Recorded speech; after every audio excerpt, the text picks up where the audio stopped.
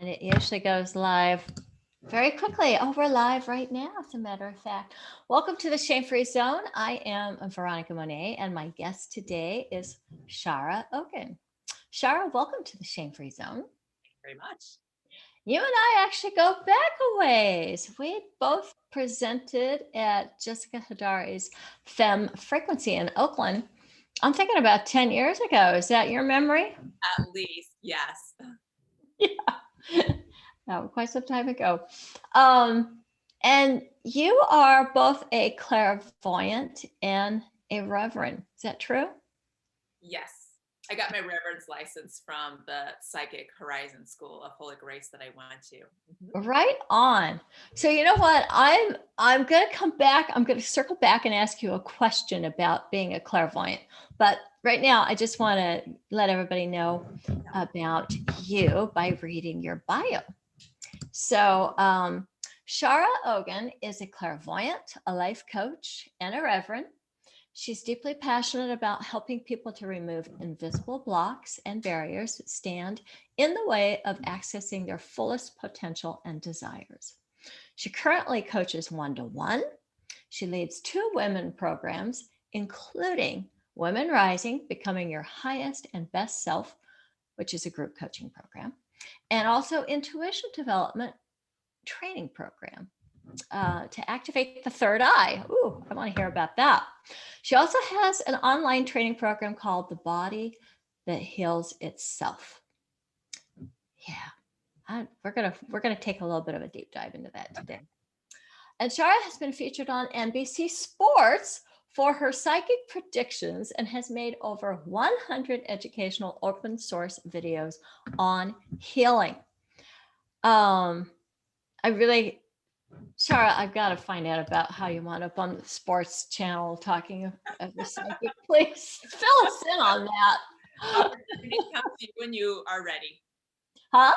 It's funny because actually we're going to talk about my book today. And for the last like all of COVID, I've been hunkered down writing this book. Like my energy has been very internal. And I thought it would take me just, a few months, but it took me like 40 hours a week times 6 months plus the 4 years I've been working on it. Anyways, wow, is like nobody was finding me. Nobody was interacting with me during these 6 months because I was like in a little cocoon. And then as soon as I thought I was done, which was about a month ago, I came out and all of a sudden all these opportunities started to find me. I just put it out there. I'm going to get out in the world. And then you contact me. And I had like 8 people like in a row. Like it was like every week somebody would contact me to do a podcast or a show. So that's kind of how the NBC thing happened as well. I was like, it's time. And you just started pulling it in. Yeah, that's right. Well, that brings us back to being a clairvoyant. I am wanting to see if you could just kind of give us a little idea. What's the difference? Because there's all these terms out there. There's psychics and there's mediums, there's clairvoyants, and are there distinctions between those? Yes. Can you just kind of help us understand what that means? Yeah, and those of you who are listening, you might have different answers. So I'd love to hear your answers in the chat as well. This is what my beliefs are. Psychic and clairvoyant is actually very similar.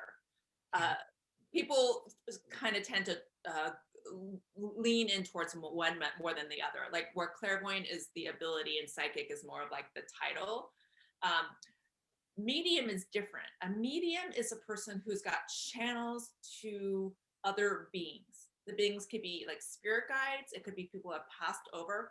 We all have access to these channels. Like we all have access to communicating with if anybody who has had a person who's died close to them, they know that there's this feeling of communication that, most people I've talked to still have that person in their sphere.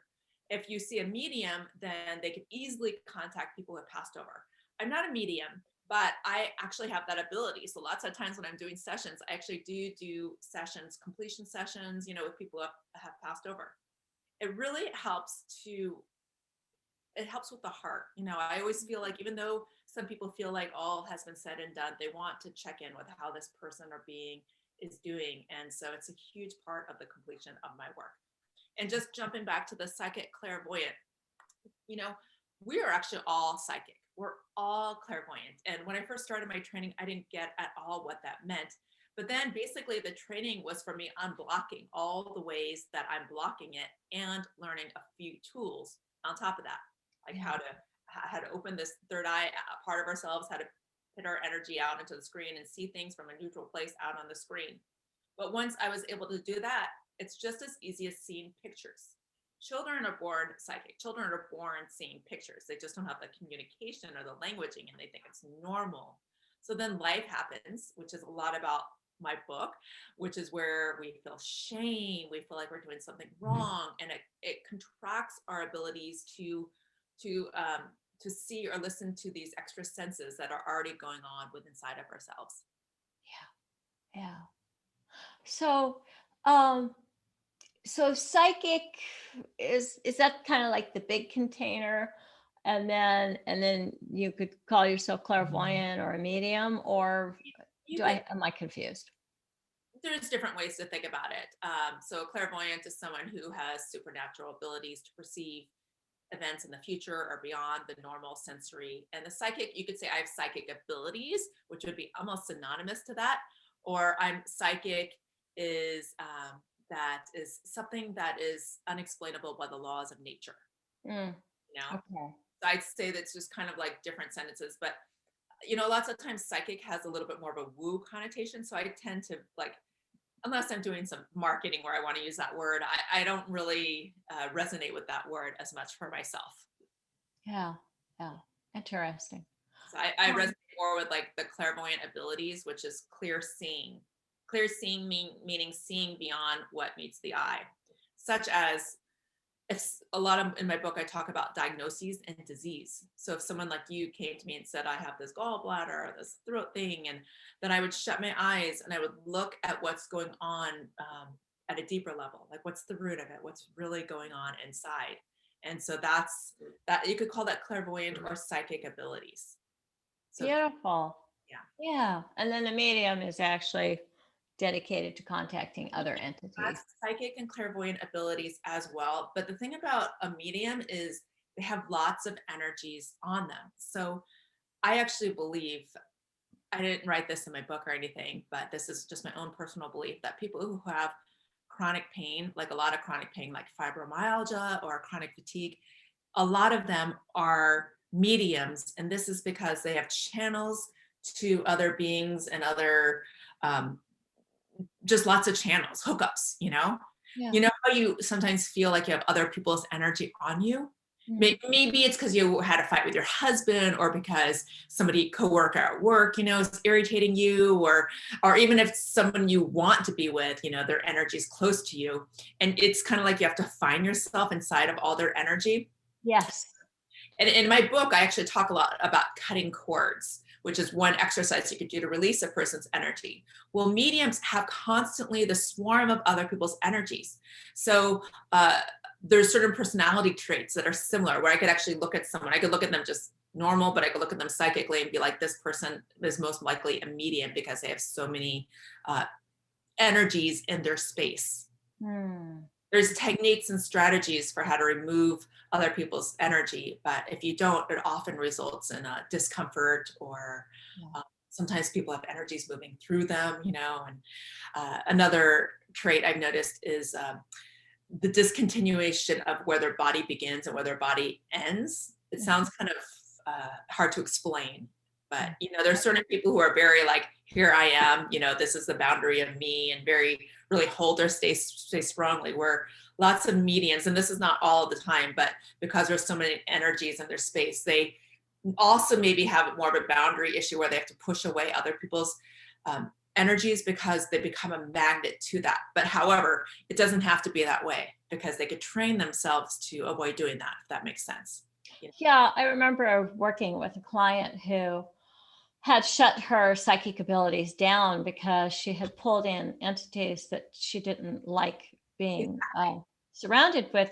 And then she came to me and she said, "Well, how do I start tapping into this part of myself again, um, in a way that doesn't involve these experiences that I found negative?" And I said, "Well," I said, "we've been working on boundaries on this plane.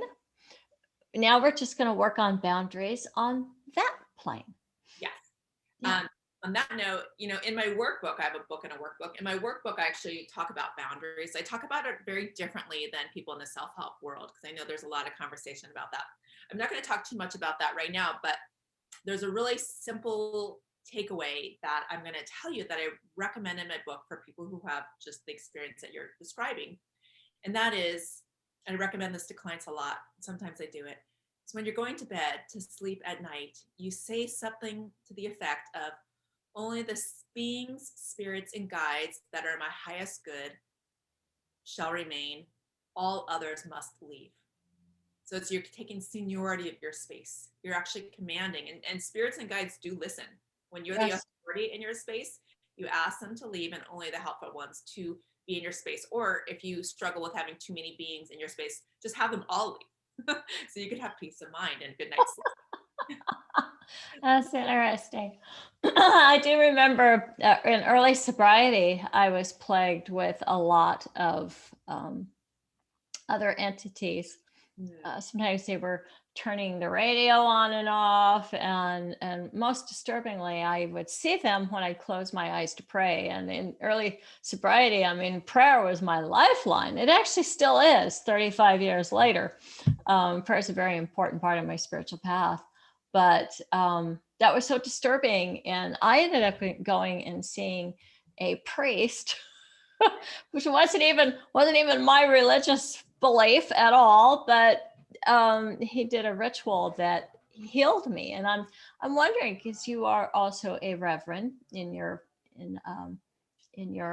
practice, yeah. do you sometimes heal people who feel like they are kind of bombarded with energies that are not working for them? Yeah, I call it more clearing. And by the way, I don't use religion in my work, just to clarify, because a lot of people with the reverend get some idea about what that means. Yeah, Uh, maybe help us understand what that means for you. Actually, I don't really often use that title. It's just a title given to me, so I use it here and there. Uh, Okay. I'm an intuitive coach, is what I am, and so that feels really resonant with who I am. So I work as a life coach. I help people to clear whatever is getting in their way of them being their highest and best selves. Okay. So your question about if somebody was coming in and having the energies on them, what would I do? Was that your question? What would I? Well, just yeah, I'm wondering what somebody would get from that. Okay. First of all, one direction I might go is looking at what's having him draw those energies in. Like, why is he doing that? There's some kind of reward or something that he's getting out of that is similar and familiar. And so we want to get to the root of that and do Yeah. some healing around that. And then I always do kind of cutting cords, updating contracts. So if in that situation, my cutting cord process and brief, it's several pages long, but just in a minute, I'll explain it, that you hit the person after you do the healing, clearing, and look at what their agreement is and why he is in your space. Hit that person outside of your aura, and then ask, what now is the updated contract between us? You know, and if you feel like your purpose is done, like you're complete with this arrangement, then you let that know. And sometimes maybe that means widening your aura and having the agreement that he stays outside of your space, but with sometimes with love or kindness. Anytime we resist or push away, which is, I think, the main mistake a lot of people make when they're trying to get people and things out of their spaces, they push it away. But as the saying goes, what we resist, we persist. So it actually comes back, and it comes back in patterns. So it comes back even more, and you might even attract more people like that and more people like that. So my work is deep in ending patterns. Yeah. Yeah. That's very cool. One of the things that your book talks about is, and by the way, the title of your book again is It's called Unlocking the Body's Wisdoms, Accessing Your Healing Powers from Within. So it's a book and a workbook. beautiful. So you talk about the muscular states of emotions and chronic shame. Now, this is the shame-free zone. So we always want to hear about ways to heal shame. I think the first thing I want to ask you is when you make this distinction of chronic shame, what are you pointing to? As opposed to regular shame, you mean? I don't know. I'm asking you. Chronic shame being, we all have like emotional states that we're plagued with. Like, you know, we all know those people who are always kind of like afraid of not doing it well enough, or always short on time, or always feeling more pressure, or always like having responsibility from other people. And so those are the people you usually tend to and put more responsibility on them. It just happens. We're a magnet to that. So chronic shame, you know, like me, actually, we haven't really talked about this offline, but I'm someone who's struggled with shame my entire life. Luckily, I did a lot of healing around it, so it doesn't show outwardly so much. Um, so, yeah. So chronic shame meaning a pattern that you've struggled with throughout your life. And so also it'll show up in your relationship, like your husband or partner will say something and instantly you'll go into that pattern of, oh, shame, I did it wrong again. Okay, so that would almost point back probably to core wounding, maybe from Core one's wounding. childhood. All emotional states develop from core wounding. Yeah, yeah. Okay. All right. So where do the muscles come into this? Yes. Well, let me just back up and I'll say the root of shame is actually you're doing something and dad says, stop doing that because blah, blah, blah. And you internalize it as it's something that you did that's wrong as opposed to activity being wrong. So Or you might have a father like I had, and he doesn't say you're doing something wrong. He says you are wrong. exactly. So exactly where you instead of you seeing that the activity is different than you. So it's very personalized. Yeah. Anyways, so your question was what? The question is how is that connected to muscles? uh, all emotions have a physiological state in our body. So shame would be kind of like the contracting of your trachea, your throat, pulling in and rounding the shoulders and like looking down, kind of like stumping down like that. And also along with shame comes contraction of the anus, contraction of the bladder, contraction of the toes turn more inward. Okay. So in my book, in a chapter, I outline all the physiological states of a whole bunch of emotions. Can you And give us like at least 3 or 4 of those right yeah, now? yeah. In fact, I just happened to open to the page. The chronic fear, the vigilance is where your eyes are constantly on alert and open. So you know people who walk around with their eyes like super like, you know, and like everything's like, oh my God, kind of energy. Mhm. Well, first of all, these people have a really good reason for feeling this way. All of these emotions we do because they probably had really good reason to be on high alert because there was either danger or that was the way that they were able to receive love if they did the right thing. Mhm. Okay. So with the chronic fear and the need to be on alert, that's going to contract the extensors of the neck, the extensors of the back, and that's going to mostly the toes will be outward, the low back will be contracted. If that makes Fascinating. sense. Okay. Okay. When there's like the urgency pattern, like I'm running late or I got to get this done. It can show up a few different ways. So, but mostly like the head will be forward of the center pole of the body, like that urgency. The breathing will be short and labored, and they may be people who are good at like triathletes or running, but things that require more fine hand coordination, they'll be less proficient at. Oh, That makes so that's shame. Oh no, I'm talking no. That was 3 patterns: the urgency, Yeah. fear one, and then the shame was the first one we talked about. Okay. All right. Got it. So you're talking about core wounding as it shows up in our musculature. Yeah, you asked me a few examples for emotions, and Yeah. Okay. I thought the muscular was connected to the shame, but it is in one particular set of muscular contractions. Then there's these other muscular contractions that pertain to other emotions. exactly. And Okay. you know, some people, of course, have slight variations in how emotions will show up in our body. That's why the diseases we get are slightly different person to person, but Right. overall, there is a lot of similarity. So Quite going back to the how shame shows up in the body, you said the head's cast down, Your shoulders are forward. Their What vocal pitch will be softer. what's softer? Their vocal pitch will be softer and won't carry as powerfully. Okay. Okay. Fascinating. All right.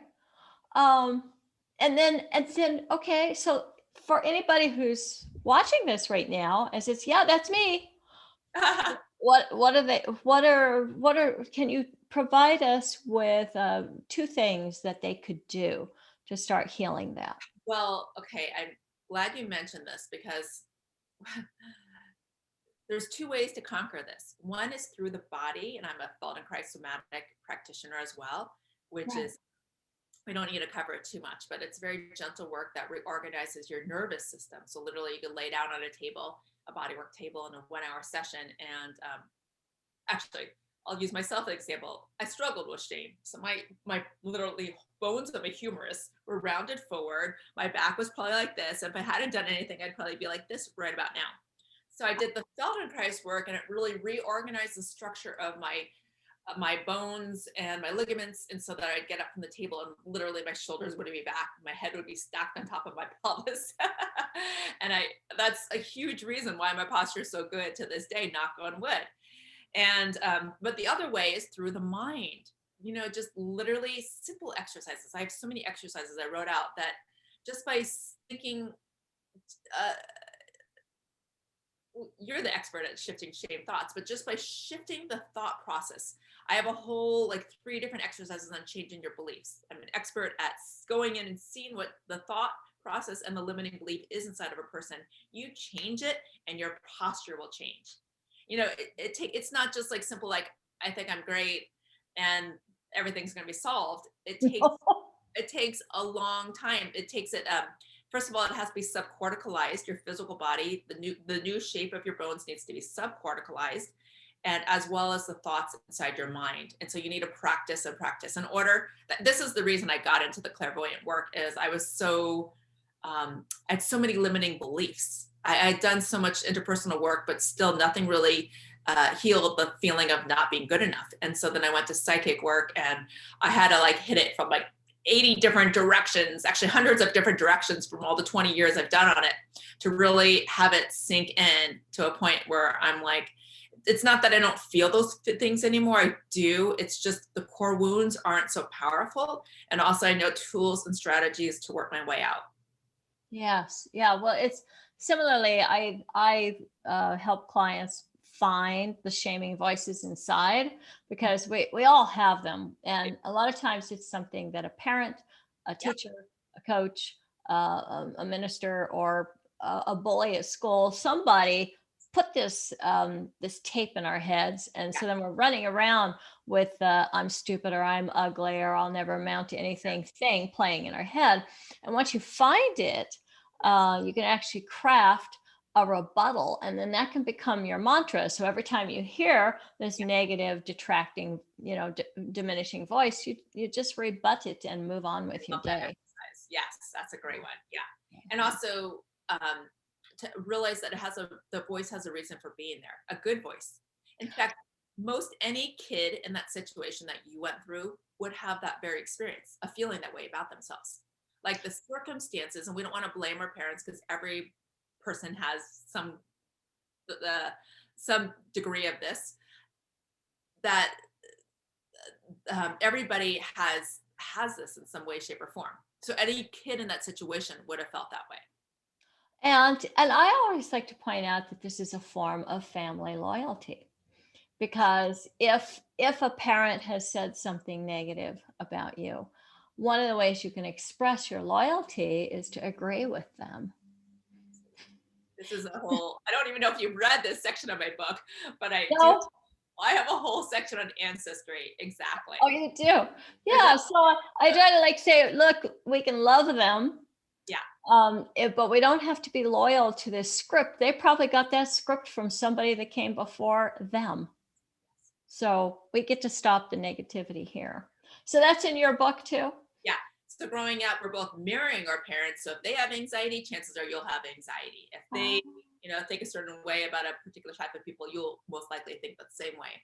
But not only mirroring, there's also something called the suffering obligation of love, where just as a child coming into this world, they automatically feel the need to take on the suffering of the parent. This is very subconscious. No person will consciously be aware of this. Yet you could see it as a child ages, how they're holding the parent's suffering. I believe this, and that's why I basically waited till age 47 to have a baby, because I was like, all right. I mean, this is of course subconsciously for myself too, but on the conscious 47, Shara? yes. 47. My last, I only been pregnant once in my life. It was 41. Unfortunately, after 3 months, I miscarried. But wow. It was a soul contract when women are, yeah, if you're trying to have baby, contact me. I knew this baby was coming. It was just all the You signs were knew it was coming. Wow. she was Wow. Was and, into and physical distance. so one child? Yeah, One child. Wow. And congratulations. thank you. She's the love of my life. I can't believe how much I love her. How old is she now? She's 2, and I think that women are waiting to older in life to have children because we're realizing this. We're realizing that we have a lot more healing to do that we don't want to pass on to our children. This is Oh, very subconscious, but also at a physiological level. Like back in the day, women couldn't have kids at this age, but now it's so much more possible. yeah. And I think you're right about that. Of course, some people are wanting to have careers and don't want to have a baby right off. I know some people even freeze their eggs. But oh, when I look back, my children were stepchildren, but I started my parenting journey when I was 31. I made so many mistakes. It's just they look back and go, "Wow, I wish I could get a redo." And I'm sure our children probably feel the same way. Yeah, I wish you could get a redo. Um, but those days, my parents were 21 when they had me. And sometimes when I think about all the mistakes they made, I can find my compassion because I think they were babies. I think that's the best way because a lot of us, our parents were very young, is to find compassion and like they didn't know what the heck they were doing. Not at all. And they were Well, dealing with their own stuff, maybe trying to fit in or trying to find their path in life. And so that, I think that is a lot of the energy that got carried over to us. And so now we're like, I'm going to find it first. yeah, I'm yeah, here. totally. Find it and heal it. Yes. So, you're kind of touched upon this, but there's this whole concept of integrating our different parts. And before we go into it, I just want to preface this by saying that I'm familiar with a therapeutic branch called Internal Family Systems, or IFS for short. It was developed by Richard Suarez.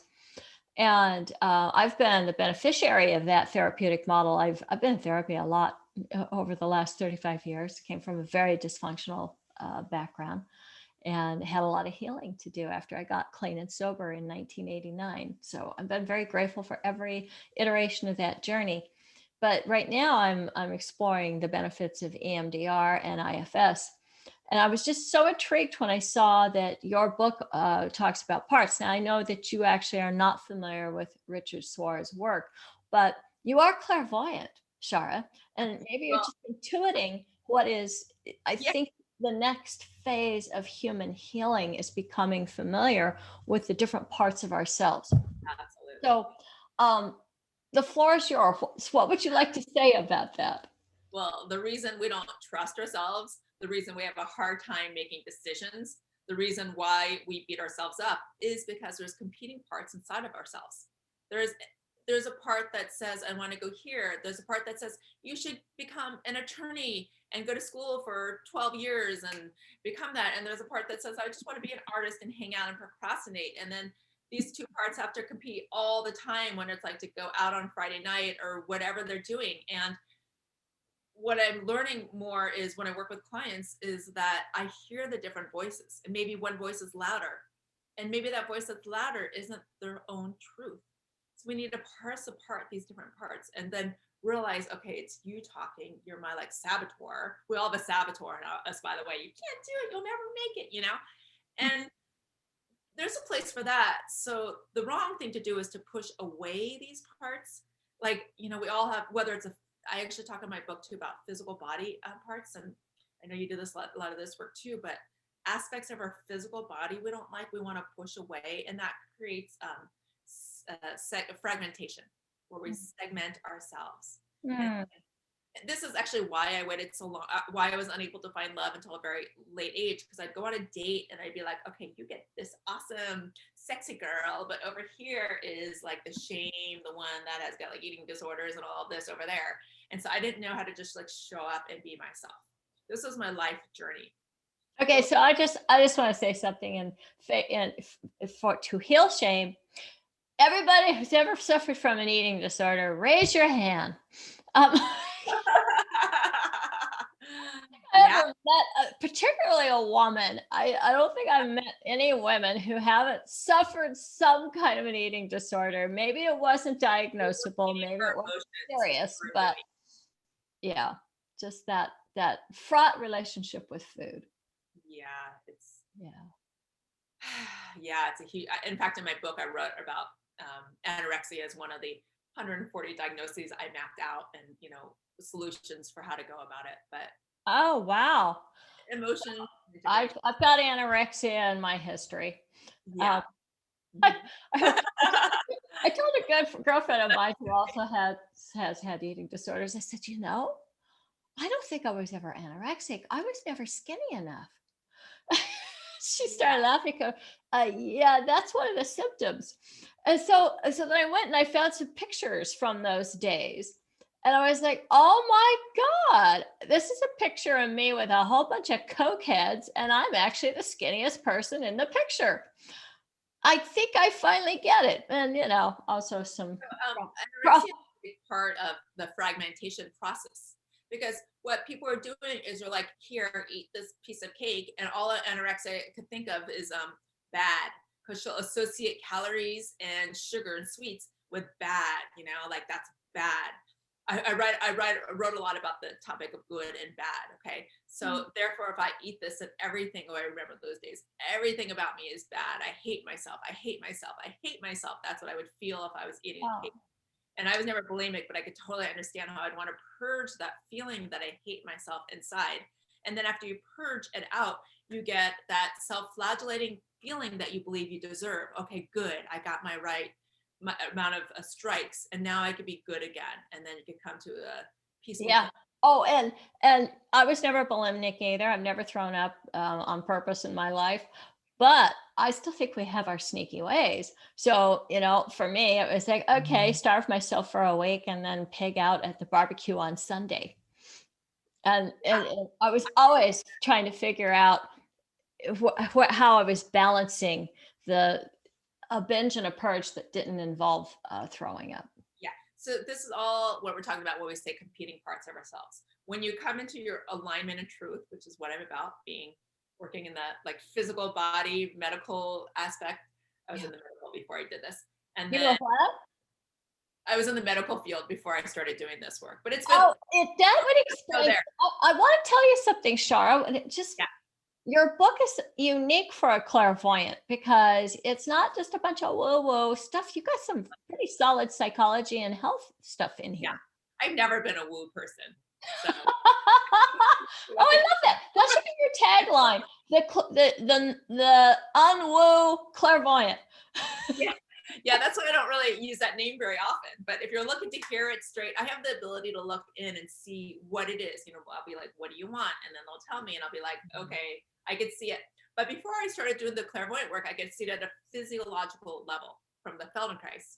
And before that, or during that, I was working with people in physical pain. So I was working with people's diagnoses and illnesses. So I was seeing it from that perspective. So now it's really interesting to see it backwards. Like I can literally look at a person, his physical body, who's walking down the street, and be like, okay, I don't do this because this isn't what I do, but I could see what emotions they're holding in. And then if I really wanted to, I could actually go to the root of it. It's better when I talk to them and do that stuff.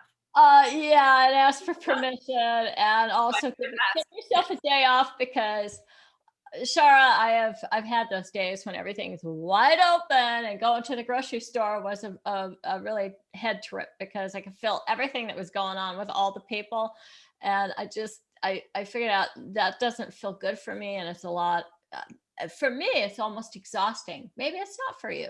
Here's the crazy thing is, and I talk about this in my book too, that we think we could hide these aspects of ourselves. Like you think you could just go throw up, not you, but throw up, have a bulimic attack, go to the grocery store, and nobody's gonna know. But no, it's like who you are is like broadcasted every single day. If you have shame, you go walking down the street, it's broadcasted. If you're feeling insecure or fearful or anxious or lonely, you just go anywhere, and people may not like consciously think they may be on the other side of the road, but they could feel it. This is in the morphogenic field. So if you're in a like say a field where everybody's fearing that they're going to get the cooties or a disease from somebody else in the room, like in a Safeway, then you go in and there's this energy of like contraction and fear. And automatically, you know what you're going to feel as soon as you walk in that Safeway is pulling back contraction of fear as well. It's in the field. Even though you may not be like leading with that, just when people around you are responding that way, that's what you start to feel too. This Yeah. is how the origin of family systems work. A family thinks and feels someone, and it just by osmosis goes into you. So now that we're becoming much more conscious beings, we want to awaken from that and realize, well, that Safeway, everybody was freaking afraid of getting the coronavirus. I'm glad I'm home. I'm glad I'm free. I'm glad I could just throw off that mask and breathe the oxygen that's all around me. And then you could also think, was it really legitimate for me to be that fearful of everybody? I decided, even when coronavirus just came out, I made a YouTube video that I wasn't going to be afraid, because fear is what makes you more vulnerable to getting viruses.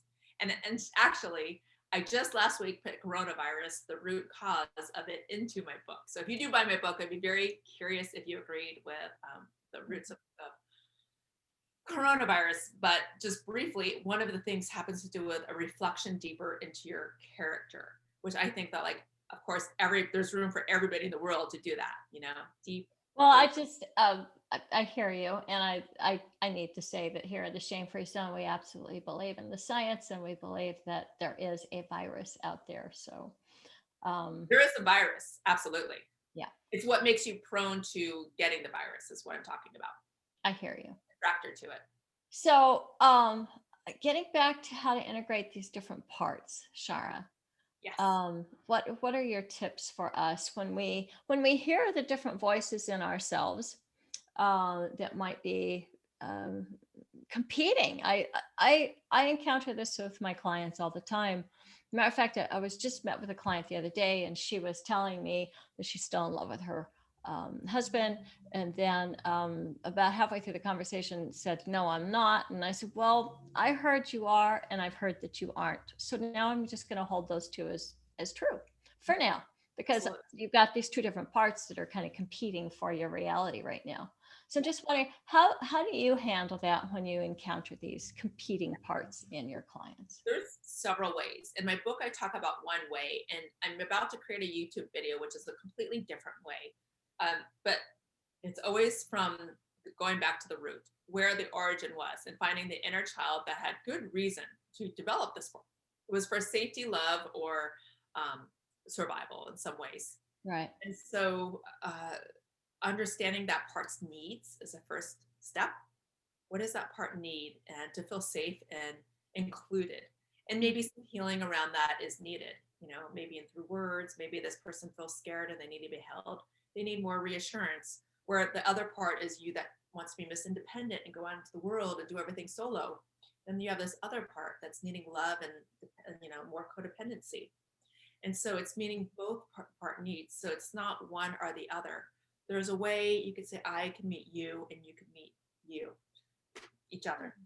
Yeah. That sounds so compassionate and loving and gentle and beautiful. I love that. Yeah. Yeah. And then at the end, checking in if the parts are ready to integrate. And sometimes they're not. Sometimes they need more time. But that is the overall goal. And then once you do these sort of exercises, you could start to hear when one voice is leading the show. And you could ask if that's appropriate right then. Like it could be as simple as, don't eat the chocolate cake, or come on, eat the chocolate cake. You deserve it. You've been working hard.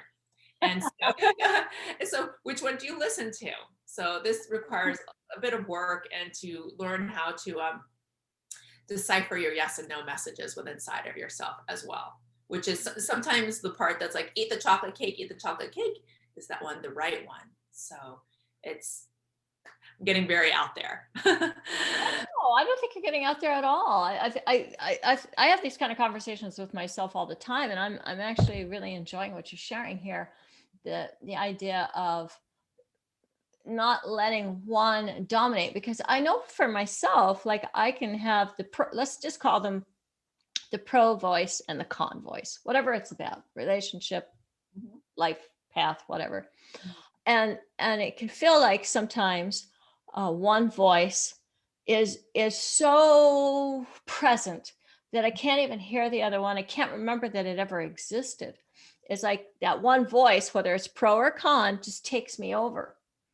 um and what I'm hearing you ask for is balance, to be able to allow both parts of ourselves to kind of hold court, to not have one necessarily dominate over the other. And maybe I'm not hearing you right, but that's what I heard. Was that what you were communicating? And I didn't say this, but I think what we really all want is to be grounded, like connected to the earth, centered, balanced, and clear. Mm. Okay. And so as we become more integrated as a whole self, like I could think of so many parts of myself, which I won't get into, that I had abandoned. Yeah. But as I've gotten older, I've welcomed them all back as me, like I was a geek, I was a dork, I was hated, all those things, but that's all me. And I wouldn't be able to be the healer I am if I hadn't had that degree of suffering and those experiences in my life. So I've learned how to shift my lens to appreciating and loving these parts and being like, wait, I wouldn't be able to be this fun, goofy person if I wasn't my nerd. So I actually, really like my nerdy part now. I'm glad that you're a nerd, because it comes in really handy when you're writing a book that has some solid Totally. information in it. And I'm And super serious. So the I nerd, I was a nerd as a child too. I can see that. Oh, I'm still a nerd, actually. I just don't really I see that part. But if you were to look at the 3 books that I am reading right now, it's just got nerd written all across them. uh-huh. Yeah. Yeah. So, Shara, I'm wanting to know, you did this, you were on the sports channel for, was that NBC? Did I Yeah. get that? Okay. What did you do for them? Did you give them a reading? Yeah. They actually wanted me to predict baseball players who were, and I don't even know, I hardly even know what the word baseball means. And so Oh my God. Okay. And how did you do I it? think they came true. I mean, I know for sure 2 of them did. I didn't see the other ones. So Really? yeah. Really? Oh my It God. was fun. I don't, that's not what I do in my work, but I would go back and do it for them again. You know, Yeah, we but that's we have the ability to change our future. However, because most of us only change very little, that there's certain tendencies or predictabilities that people and things have in the field. So that's what I'm able to see. well, is there anything that you want to see into the future for us about? I mean, us as humanity or us as rock stars that we're going to be out in the world spreading our message. That one. No, actually, when I say us, I'm talking about the bigger us, all of us that are live on Facebook right now, all of us that are tuning in on Well, what YouTube. I really feel into is that there's this huge transition that's going on. What's really important is for us to have resiliency meaning in our work, in our finances, in our career, so that we could take whatever flows or hits that are coming, and there will be probably a lot more coming than there were in the past, and still stay strong in our truth. I think this is a huge transition year as far as people deepening and reflecting more on our heart. And I Mhm. do think that people's character, some people, was able to shift people, like being in bed for like a month or however long they're in bed because of the COVID. Yeah. Yeah. To put kind of like the reality cap on and to realize that it's human connection that is really the most important thing. But at the same time, as I say that, I think the larger whole is there, but a huge amount of division is just the opposite. Like, unfortunately, I think that the divide in our country and in the world is going to get bigger as well as we come to know ourselves even more so. Wow, that's daunting. Yeah. But wait, yours wasn't what your question was what it wasn't what I predicted. It was what was your question? It doesn't matter what my question was. I was just kind of living with your answer. You're foreseeing a little more polarity, more division. And more unification. I really want to stress the unification. I think that when people come together now, whether it's like at a house party or at an event, we're just gonna be so happy to like see one another. And Yeah. like going through school when I was younger, I don't think I really valued human connection to the degree that I really do now. And I Now think that I just got off of a phone call with all of the medical personnel that are taking care of my mother. She just tested positive with COVID 2 days ago. And so one of the staff was talking about hugging my mom. That's something I haven't been able to do since the pandemic. And it just, it's like a knife through my heart. I'm glad somebody's hugging her, yeah, but it was just that then I am not allowed to go in and hug her right now. It's really sad. And I've, you know, have respect for the medical protocols, and so much respect for the frontline healthcare workers. yeah, But still, that appreciation for what it means to be able to hold each other's hands and to hug each other and to be in the same room and to kiss each other, those so human needs that we have. My appreciation for that has always been there, but it's magnified now. and this younger generation is so advanced. I mean, even before COVID, they already knew, but because of this, they know like what it took me 10 years later to figure out, about honesty, truth. They're so mature, this younger generation that's coming in. Yeah. Well, it would be fun to talk a little bit longer here, but I am looking at the clock and realizing that I've got to get on to an appointment with a client. And I imagine you've got busy things that you need to do too. So, would you like to tell the viewers how they can contact you and avail themselves of your services, and also where they can buy your book? So my website is my name, sharaogin.com, SHARAOGIN.com. We'll put the links below. But my book is on sale. It's actually being launched in a couple days, and it's for pre-sales right now on Barnes and Nobles and Amazon. And actually on my website, I have a free excerpt. So if you want to, try like 20 pages of the book with a whole bunch of the diagnoses, just you could go to my website and grab that expert. And if it catches your fancy, and if you want to buy more, then go ahead and buy the book. And we'll just put everything else below in the chat about my program, everything. And it's just help them understand how you can help them. So I work several ways. First of all, I am hosting retreats in nature, leadership, the women's retreat, but we're going to open them up to men soon. That's one. Secondly, I have a group coaching program. So I work with people one-on-one coaching, but first of all, a lot of people do better in groups, and a lot of people want to save the price. And so I have a group coaching program, which is going to be 5 months long coming up. And then I have an intuitive training, Activate the Third Eye program coming up. I have both an online program and a group program. And I have lots more things, but your question was, how can I help them? And basically, I am considering me like a manifestation coach. Let's clear the blocks that are standing in the way of you living your highest purpose and passion out into the world. Awesome. Don't forget to tell us about the summit, because I'm going to be a guest speaker in that. Right. Yeah. We'll put that in the link too. Well, what's the name of it? Oh, this is going to be an inspiration summit. It's going to be launched on spring solstice. And it's going to be to inspire, uplift, and activate women to their highest calling. That's great. You're going to be one of our amazing speakers. I am. I'm looking forward to it very much. Shara, you and I have been in each other's orbit for over a decade now. It's so nice to be sharing space again and to be working together again. Totally. I love it. All right. Well, bye to all the viewers. Thank you so much for stopping by. Yeah. Thank you, Shara. Thank you to all of you.